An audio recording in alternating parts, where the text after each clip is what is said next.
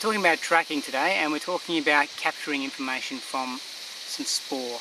And we're going to look in a second at a particular type of spore, being human spore.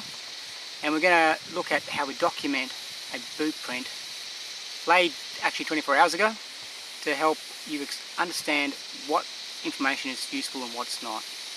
Alright, so let me have a quick reorientation of this camera so you can see the actual ground, and then we'll talk through what parts we're covering and why.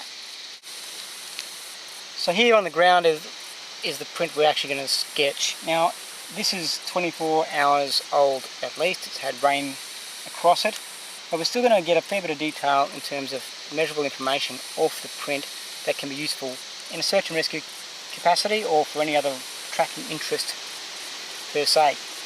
So the first things we want to work out, and you need to be aware, there's two separate individuals stepped in almost in the same spot here. This one is underlaid and overlaid by this one, sorry. So you've got to focus on the print detail relative to the print that you're actually interested in. Now in a real situation we'd probably sketch both of these, but as a way of doing it as an example today, we're just going to sketch the one. That's going to be the one that overlaid the previous print. So the information we're concerned about are the widths of the forefoot, which is this area here, the width of the heel, which is this area here, the overall length of the heel, the overall length of the forefoot, and the overall length of the print itself.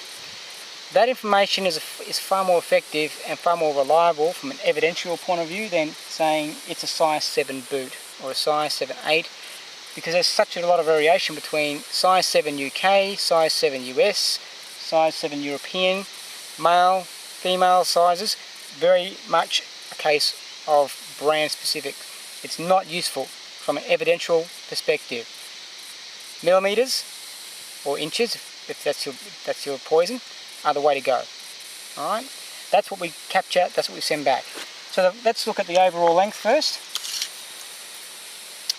So we're going to judge exactly where that print terminates, and I've got an overall length here of 29 millimeters, which we'll document.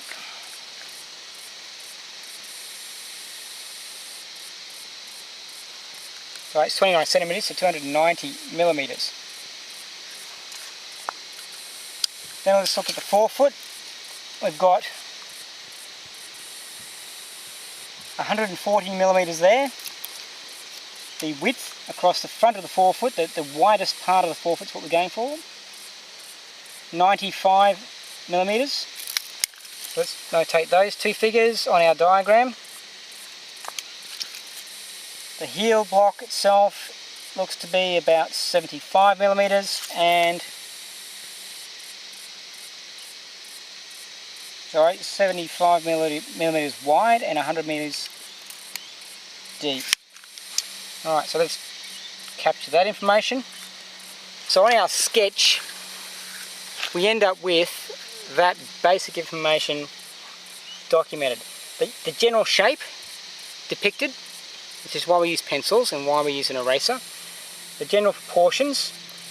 This bridge area here is fine to document, and a lot of the time you pick up some small detail like sizing itself can be evident in there. If you look closely, you've got a fresh enough print and a good enough capture on the substrate.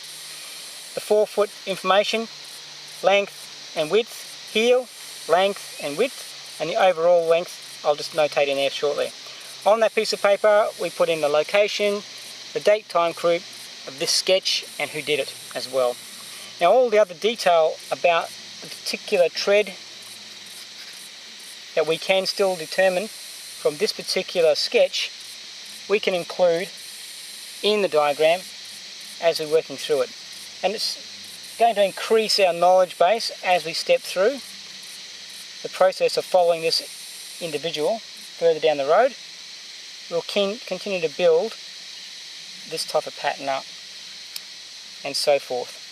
So he's got a unique tread pattern that we will get better visibility of as we go, which will help us identify that particular individual as a unique person and the one that we are targeting.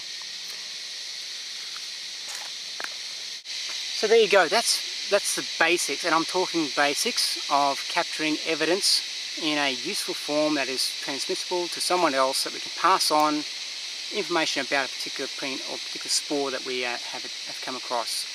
If you're doing this from a naturalist point of view, which I do a lot of, it's about documenting for your own journal purposes detail about a particular animal that you want to capture, or want to learn about, or want to take back home later and research further. Both skill sets remain excellent. Both are interchangeable, and you need to get out of your head that a human being is something different to an animal. Its behaviours, particularly from a tracking point of view, are very predictable, just like all other animals are, and we do things for a certain reason. We leave sign, no one levitates, there's always something there. And what we're doing in tracking is capturing that information, making it useful, and getting into sort of understanding who, what, why, when, and how it was there. Alright, so get out there again and do some dirt time. Have a look, practice your sketching skills, document as thoroughly as you can on every occasion. You'll learn by simply putting pen to paper and being drawn into that track as you're producing a sketch on the paper. Have fun, we'll see you next time.